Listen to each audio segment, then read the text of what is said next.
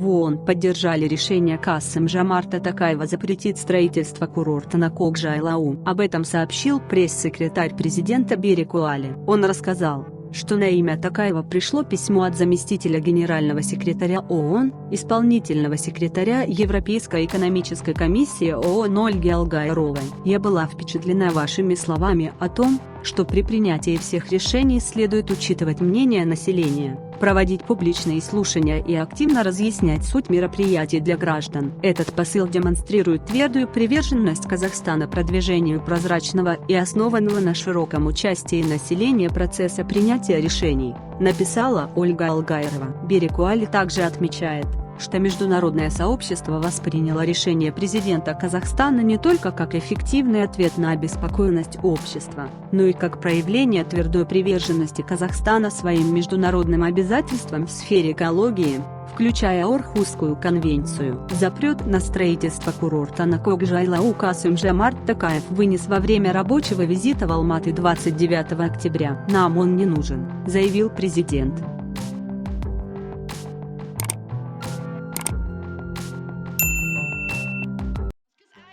Albatross.